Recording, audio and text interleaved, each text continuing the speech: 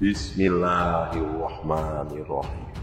Assalamualaikum warahmatullahi wabarakatuh. Sahabat Superpedia yang dimuliakan Allah, semoga kita selalu dalam keadaan sehat walafiat. Amin. Alhamdulillah dan terima kasih kepada yang sudah like dan subscribe. Semoga selalu dalam lindungan Allah dan diperpanjang keberkahan umurnya. Di video kali ini kita akan membahas kisah keajaiban dan peringatan yang dialami oleh seorang jamaah asal Indonesia di Mekah. Meskipun Mekah adalah tempat yang penuh berkah, kadang-kadang kejadian aneh dan tak masuk akal bisa terjadi, seperti yang dialami oleh seorang jamaah berpostur kekar yang tiba-tiba menjadi bulan-bulanan malaikat di Masjidil Haram. Sahabat Superpedia, sebelum menyimak kisahnya, sempatkanlah menulis sholawat kepada baginda Nabi Shallallahu Alaihi Wasallam di kolom komentar sebagai tanda penghormatan kita kepada beliau. Allah Subhanahu wa Ta'ala berfirman dalam surat Al-Ahzab ayat 56, sesungguhnya Allah dan para malaikatnya bersolawat untuk Nabi. Wahai orang-orang yang beriman, bersolawatlah kamu untuk Nabi dan ucapkanlah salam dengan penuh penghormatan kepadanya.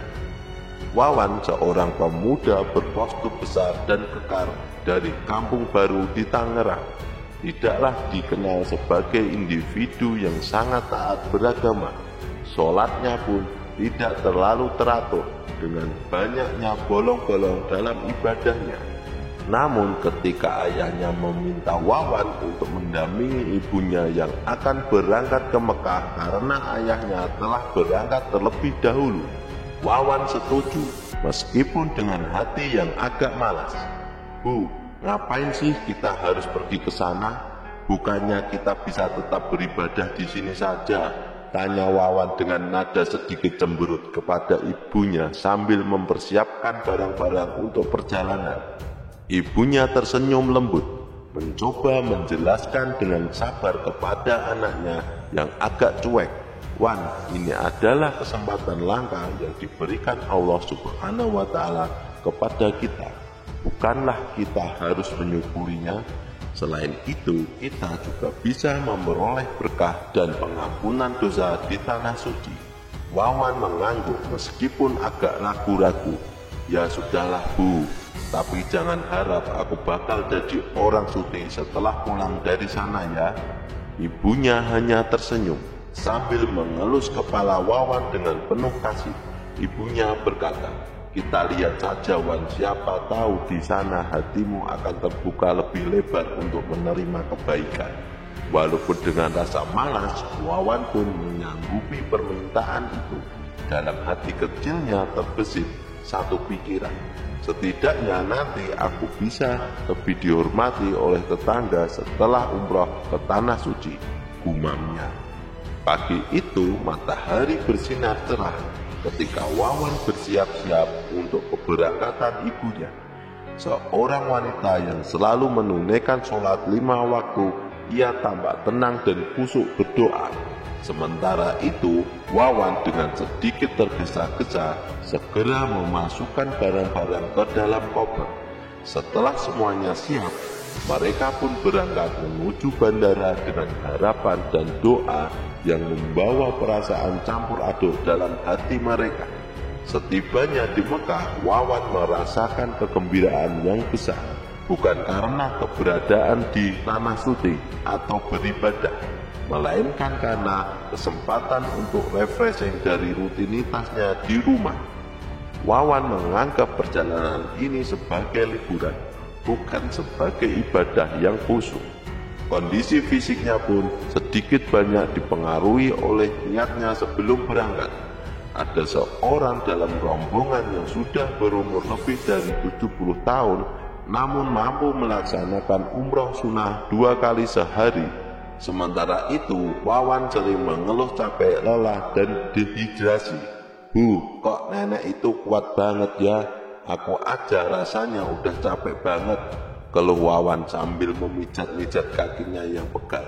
Ibunya menatap Wawan dengan tatapan penuh kasih, namun juga sedikit gemas. Wan, niat itu penting. Kalau dari awal kamu sudah niatkan untuk ibadah, Allah pasti akan memberikan kekuatan. Coba deh kamu niatkan ibadah dengan sungguh-sungguh. Wawan hanya mengangguk tanpa semangat. Ia memang tidak mempersiapkan dirinya untuk banyak berdoa dan membantu orang lain.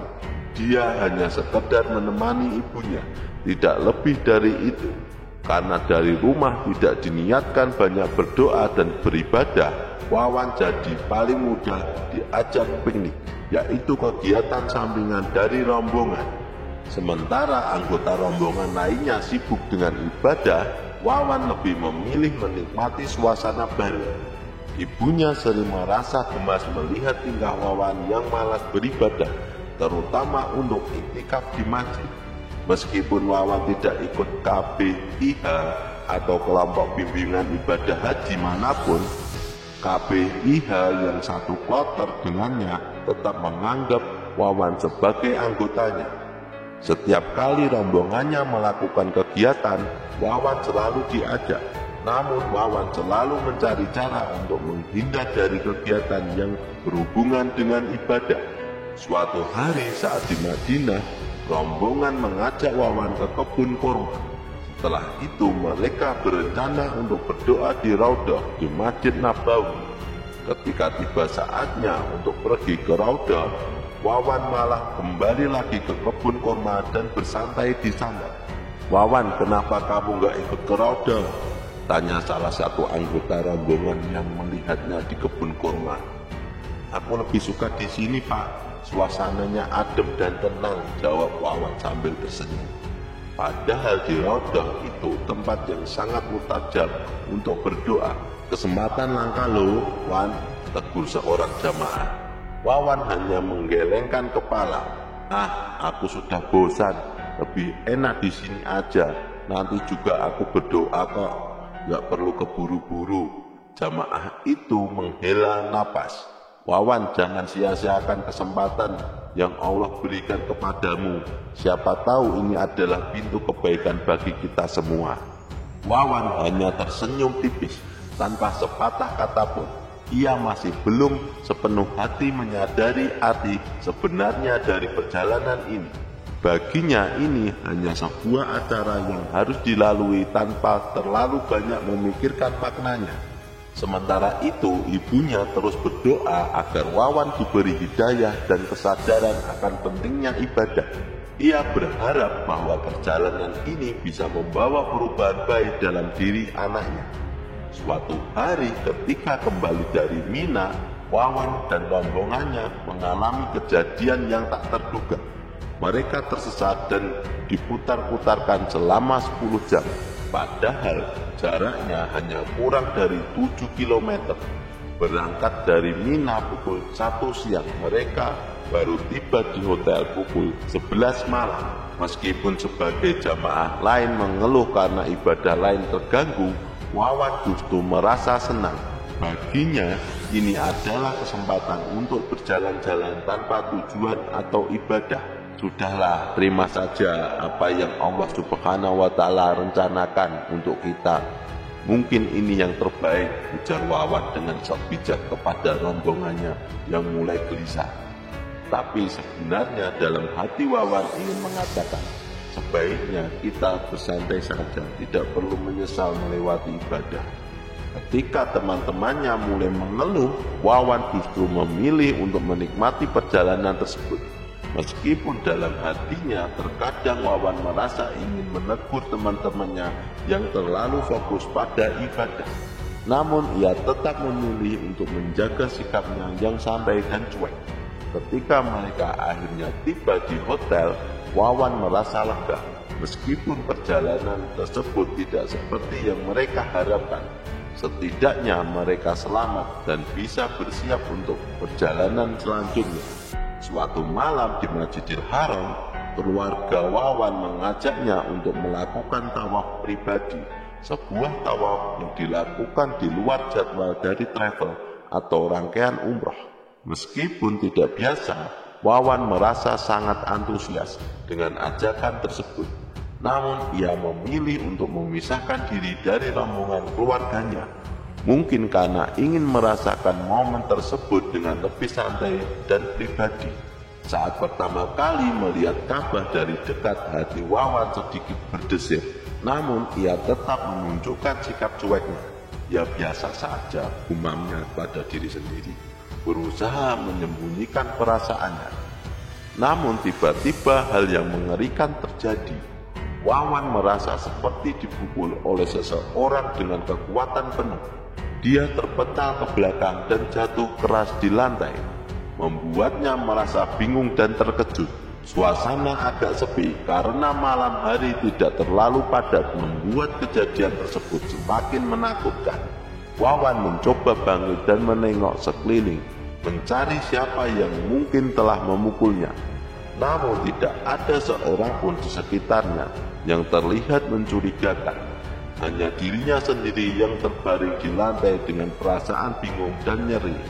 Duh, apa yang terjadi, gumam Wawan sambil mengusap kepala bagian belakang kepalanya yang terasa sakit. Ia merasa seperti mengalami mimpi buruk. Namun sensasi pukulan yang ia rasakan begitu nyata. Peristiwa misterius itu membuat Wawan semakin merasa heran. Apakah ini pertanda dari sesuatu? Apakah ini adalah reaksi alam gaib terhadap sikap cueknya terhadap Ka'bah dan ibadah yang ia lakukan? Tiba-tiba terdengar suara misterius di langit Masjidil Haram, suara yang menggetarkan hati. Innal munafikina terdengar jelas, namun Wawan bingung dan tidak mengerti apa yang diucapkan. Ketika ia mencoba bangkit, tiba-tiba ia terpental lagi, hingga wajahnya memar kebiru-biruan, seakan-akan habis dipukuli dengan balok kayu. Tak berapa lama kemudian suara misterius itu muncul lagi, mengulangi kalimat yang sama, Innal munafikina. Setiap kali Wawan mencoba bangkit, ia terpental kembali dan suara misterius itu muncul lagi. Berulang hingga puluhan kali, Wawan sampai hafal kalimat tersebut. Ia merasa semakin bingung dan takut, namun terus mengingat kalimat tersebut seolah-olah ingin mencari jawaban atas kejadian misterius ini. Setiap kali ia bangkit, pukulan terasa semakin menyakitkan hingga membuatnya hampir menyerah. Namun ia tak ingin menyerah begitu saja.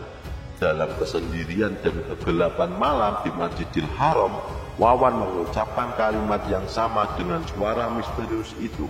Meskipun sama-sama ia memahaminya, sejak saat itu pukulannya tiba-tiba berhenti. Wawan tertunduk di lantai, nafasnya tersengal-sengal, tapi ia merasa lega. Meskipun masih bingung dengan apa yang terjadi, Wawan terus menghafal kalimat tersebut agar suatu hari ia bisa bertanya kepada seseorang yang lebih paham tentang hal-hal gaib dan mistis. Setelah pulang ke hotel tempat Wawan menginap, keluarganya sudah menunggu dengan khawatir. Wajah Wawan memar seperti habis berantem, membuat mereka semakin gelisah. Mereka segera menanyakan apa yang terjadi. Namun Wawan diam menunggu seseorang yang bisa berbahasa Arab. Keesokan harinya Ustadz Rudi, pemandu travel, mendengar kabar tersebut dan segera mendatangi mereka. Wawan pun menceritakan kejadian yang menimpanya, bagaimana ia dipukul dan terpental di Masjidil Haram. Keluarganya dan Ustadz Rudi terbelalak mendengar cerita itu. Wawan juga mengungkapkan bahwa ada kalimat yang ia dengar berulang-ulang setelah ia dipukul.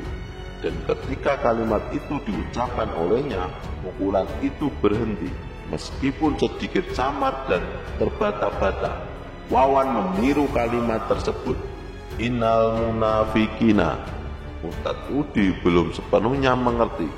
Jadi ia meminta Wawan mengulangi beberapa kali. Setiap kali Wawan mengucapkan kalimat itu, ada getaran yang terasa di sekitar mereka, seolah-olah ada kehadiran gaib.